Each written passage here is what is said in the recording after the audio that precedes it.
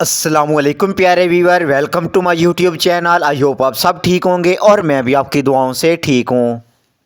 आज की वीडियो में हम आसान तरीके से घर पर ही नाइट्रोजन से भरपूर खाद बनाएंगे, जिसके इस्तेमाल के बाद आपके पौधों की ग्रोथ भी फास्ट हो जाएगी और साथ में आपके पौधों के जो पीले पत्ते हैं वो भी ख़त्म हो जाएंगे। तो वीडियो शुरू करने से पहले आपसे एक छोटी सी रिक्वेस्ट है, अगर आपने अभी तक मेरा चैनल सब्सक्राइब नहीं किया तो प्लीज़ चैनल को सब्सक्राइब कर लें और लाइक भी कर लें।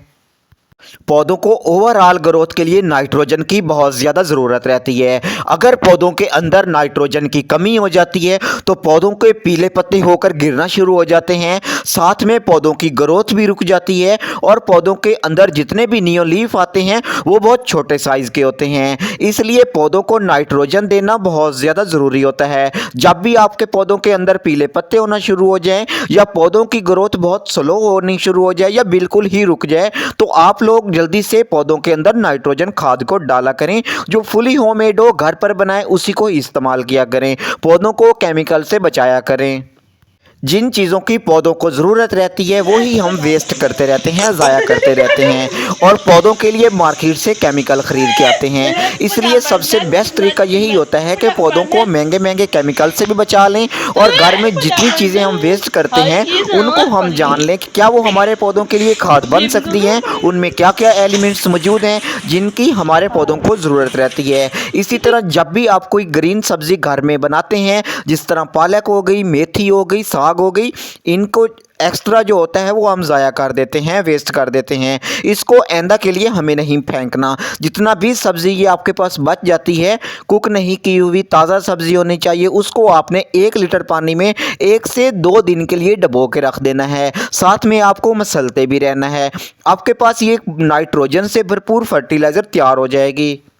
घर पर अगर आप ऑर्गेनिक गार्डनिंग करते हो, ऑर्गेनिक खाद बनाते हो, तो सबसे पहले हमें एक चीज़ का ख्याल रखना होता है। जिस भी खाद को बनाते हैं हमें एयर टाइट भी करना होता है, उसका ढक्कन बंद रखना होता है, साथ में उसको शेडी एरिया में ही रखना होता है। अगर हम धूप में रखते हैं तो गुड बैक्टीरिया मर जाते हैं, उसके अंदर गुड बैक्टीरिया पैदा ही नहीं होते। इसलिए शेडी एरिया में रखा करें और एयर टाइट भी कर दिया करें। खाद बनाते वक्त अगर आप मटेरियल को जिसके ज़रिए हम खाद बना रहे हैं उसको अगर आप ज़्यादा मिकदार में इस्तेमाल कर लेते हो तो आपके पास एक लिक्विड, थिक लिक्विड तैयार हो जाता है, तो उसे मज़ीद डिल्यूट करने की ज़रूरत रहती है। अगर हम उसको लाइट सा फर्टिलाइज़र बना रहे होते हैं, थोड़ा मटेरियल इस्तेमाल करके फर्टिलाइज़र बनाते हैं, तो हमें मज़ीद डिल्यूट करने की ज़रूरत नहीं होती। इसको हम अपने पौधों पर डायरेक्ट इस्तेमाल कर सकते हैं क्योंकि उसका कोई भी साइड इफ़ेक्ट नहीं होगा पौधों के लिए। अगर आप केमिकल वाली खाद का ओवर यूज़ अपने पौधों में करोगे तो आपके पौधों के अंदर नुकसान नज़र आएगा। 24 घंटों के अंदर अंदर आपके पौधे मुरझाना शुरू कर देते हैं। लेकिन जब भी कोई ऑर्गेनिक आप फर्टिलाइज़र अपने पौधों पर इस्तेमाल करते हो, आपके पौधों के अंदर कोई भी नुकसान नज़र नहीं आता, हालांकि आपके पौधे अच्छे से ग्रो करना शुरू कर देते हैं। इसलिए पौधों के अंदर ऑर्गेनिक फर्टिलाइज़र ही इस्तेमाल किया करें। शुक्रिया।